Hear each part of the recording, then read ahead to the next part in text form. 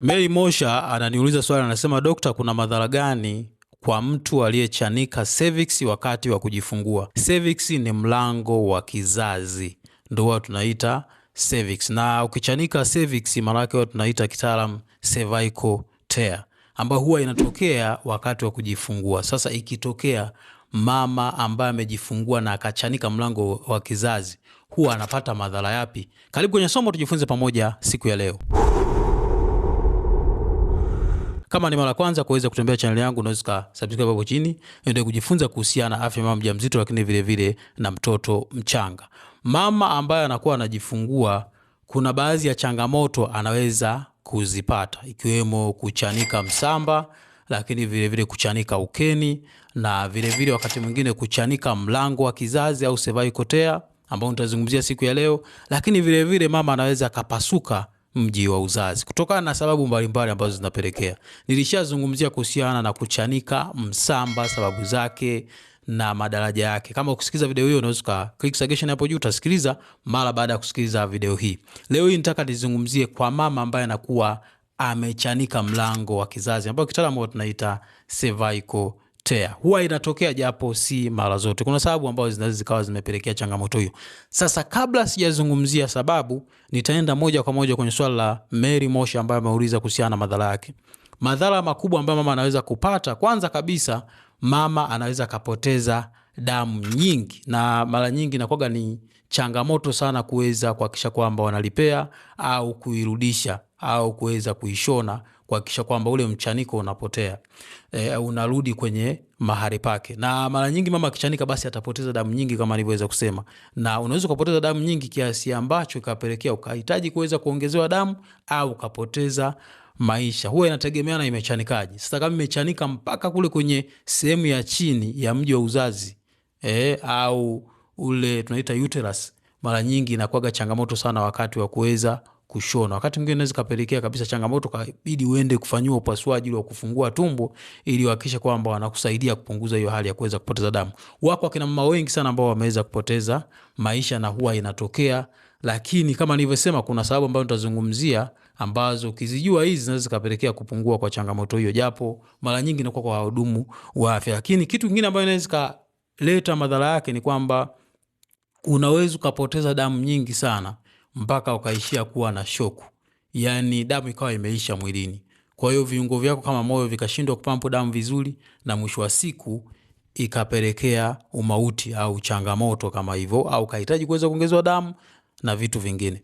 Lakini vile vile dhara lingine, kama umeshona vizuri ukapona, inaweza katengeneza pale kama kovu, ambao lile kovu endapo kama ulichanika vibaya, utapokuja kujifungua tena kawaida, inaweza kachanika tena vibaya zaidi na ikaleta madhara zaidi ya pengine. Labda inawezekana mimba ya kwanza ulichanika ukashonwa, ukaelekezwa kabisa labda mimba ijayo usijifungue kawaida, wewe ukaenda kujifungua kawaida. Utakapojifungua kawaida, pale palipo na kovu panaweza kuchanika tena vibaya zaidi na ikaleta madhara makubwa zaidi kuliko yale mwanzo. Inawezekana ulishona vizuri ukapona vizuri bila shida. Dhara lingine ambalo linaweza katokea ni maambukizi ya vijidudu. Unajua ukeni kuna baadhi ya vijidudu ambao wako. Sasa unapokuwa umechanika kule chini, na wakati mwingine labda kuna wadudu ambao wanatoka kwenye haja, kwa bahati mbaya wakaingia kule kwenye mlango wa kizazi, basi unaweza kupata maambukizi ya vijidudu, ambayo mara nyingi madaktari mara baada ya kuweza kuchanika wanaweza kuandikia dawa za kuzuia hayo maambukizi au kuhakikisha kwamba unapona vizuri. Utaelekezwa kukalia maji ya baridi au maji yale ya uvuguvugu ambayo yamewekwa sabuni ya Dettol. Utapewa antibiotics ambazo za kusaidia kuepusha hayo maambukizi ambayo yanaweza kutokea. Kwa hiyo madhara hayo ya kwamba labda ukapata hilo kovu na mwisho siku likaleta shida, huwa inatokea. Na kama umechanika sana, mara nyingi watu tunashauri mama aweze kujifungua mimba inayokuja kwa upasuaji. Sasa kama umechanika labda msamba ile daraja la 4 lile, ukawa umechanika na mlango wa kizazi na madaktari walitumia muda mrefu sana kuweza kushona, basi watakushauri kwamba uje ujifungue kwa upasuaji kuliko mtoto akapita tena kwenye mlango wa kizazi, ambayo itakuwa na madhara. Dhara la mwisho ambalo linaweza kutokea huko baadaye kwenye maisha yako au kwenye mimba zinazofuata, mlango wa kizazi unaweza kuwa dhaifu, ambayo tunaita cervical incompetence, ambayo hii wakati mwingine inaweza kupelekea mimba ikawa inaharibika ikifikisha miezi 3 ya katikati. Unapata uchungu tu wa kawaida, chupa inapasuka, mtoto anatoka mzima, lakini kwa sababu hajakomaa vizuri huku kwetu hizi nchi zetu za Afrika, anafariki atakiwa na miezi 6 akiwa na chini ya miezi 7. Kwa hiyo hayo ndio madhara ambayo mama unaweza kupata. Mdhamini wa video yetu ya leo ni kitabu cha Ushindi Dhidi ya Upungufu wa Damu ambacho kimeandaliwa na Dr. Mwanyika. Kitakusaidia kuweza kuongeza damu katika kipindi chako cha ujauzito. Tumeeleza sababu ambazo zinaweza kupelekea wewe ukawa na upungufu wa damu katika kipindi cha ujauzito, lakini vile vile tumejikita kwenye suluhisho, namna ya kuondokana na upungufu wa damu katika kipindi cha ujauzito. Jipatie kitabu hichi kwa shilingi 15,000 tu za Kitanzania. Karibu sana. Lakini sasa nataka nizungumzie kuhusiana na visababishi. Sababu ya kwanza kabisa ni uchungu ambao unakuwa wa muda mfupi, au tunaita kitaalamu precipitated labor. Uchungu ambao unakuwa ndani ya masaa mawili ushajifungua mtoto. Umeanza uchungu ndani ya masaa mawili ushajifungua mtoto. Hiyo inaweza kupelekea mlango wa kizazi ukachanika, na mara nyingi hiyo ni hatari sana. Na hii huwa wanapata wale ambao wanakuwa na mimba ya 3, ya 4 na kuendelea, au mimba ya pili. Mimba ya kwanza mara nyingi sio rahisi. Sasa hii inaweza kuwa sababu moja hapo, na mara nyingine watu, ndio maana tunashauri kwamba usitumie dawa zote za kienyeji, kwa sababu hizi zinaweza kupelekea uchungu kwa muda mfupi. Matokeo ni kwamba mlango wa kizazi ukachanika, mji wa uzazi ukapasuka, au kachanika sana msamba. Kwa hiyo ni vitu ambavyo vya kuviepuka kabisa. Lakini vile vile sababu nyingine ni pale ambapo unakuwa na mtoto mkubwa tumboni. Mtoto ana kilo 4, ana kilo 3.8, kilo 4, kilo 4.5. Unaweza kujifungua kawaida, ila wakati mwingine mlango wa kizazi unaweza kuchanika na ukashonwa ukapona, na madaktari watakuelekeza kuhusiana kulingana na namna walivyoona umechanika mlango wako wa kizazi na msamba, kulingana na walivyokuona kama nilivyosema, kwa sababu inatofautiana kati ya mama moja na mama mwingine.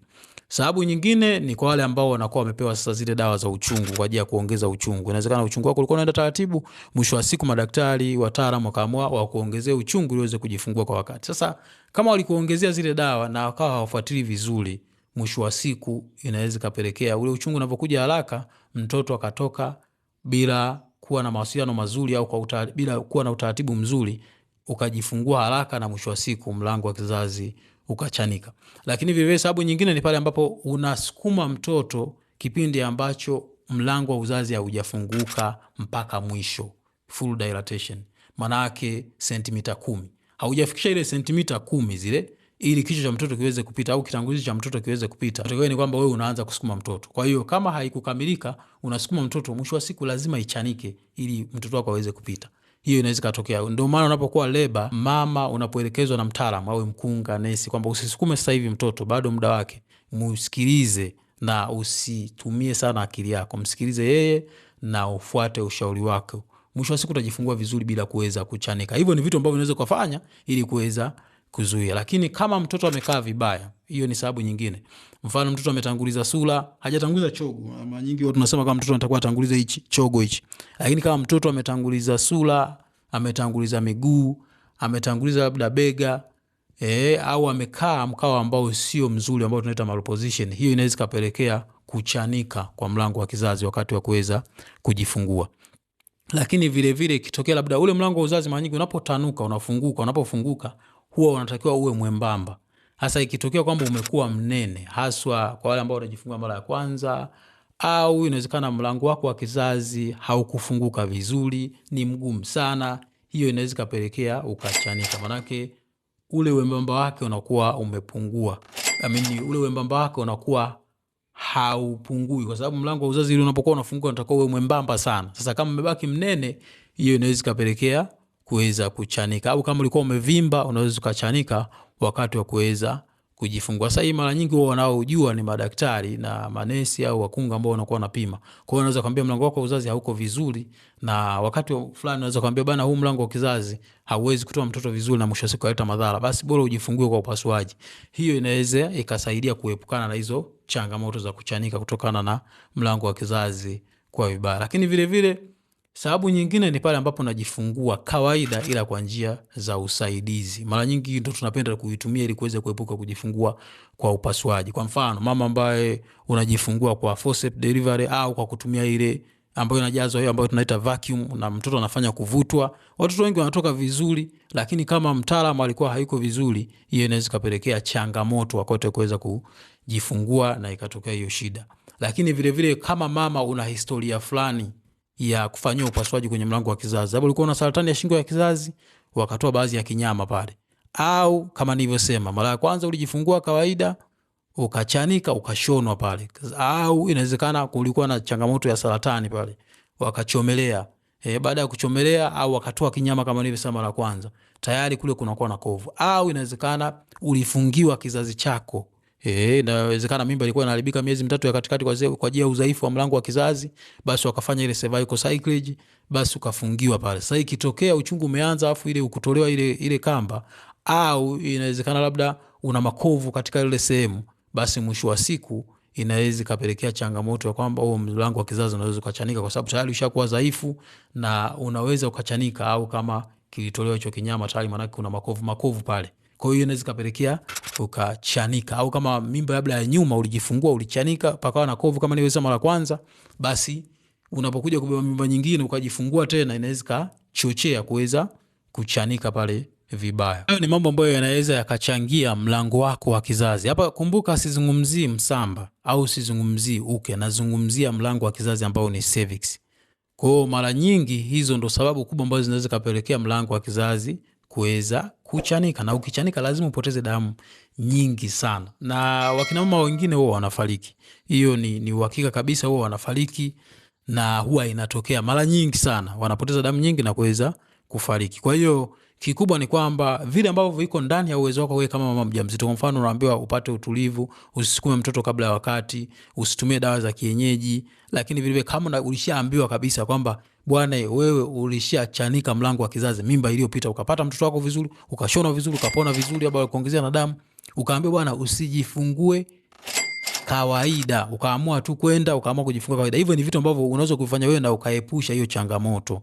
Na vile vile kama na historia ya kuweza kutolewa kinyama sehemu ya chini huku kwenye mlango wa kizazi, au saratani ya shingo ya kizazi ile, labda ulifanywa upasuaji, hivyo vyote ni vitu ambavyo vinaepukika na unaweza kufanya wewe. Kuna vingine ambavyo ni sasa vya wataalamu, kwa mfano ile dawa za uchungu zile, lakini vile vile kuweza kugundua kama mlango wa kizazi umevimba au ni mnene sana, haujawa mwembamba. Hiyo vyote ni vya wataalamu wa afya. Wao wanajua na wanaelewa kabisa kwamba inaweza kapelekea hiyo changamoto. Lakini wewe kama mjamzito au mama ambaye unajifungua, ni vema kuweza kuviepuka hivi ambavyo nimeweza kuvisema, ambavyo viko ndani ya uwezo wako. Na mara nyingi unapokuwa unajifungua, basi fuata maelekezo ya wataalamu ambao wanakuwa wanakupa. Sasa kama utakuwa na swali, unaweza kuniuliza hapo chini, mimi nitakuwa tayari kuweza kujibu swali lako wakati wote ule. Na kama ulikuwa unajiuliza maswali mara baada ya kuweza kujifungua na umepata changamoto labda ya kuchanika msamba, je, mara nyingi sababu zipi ambazo zinapelekea msamba kuweza kuchanika? Basi unaweza kwa click suggestion hiyo hapo kusikiza video kuhusiana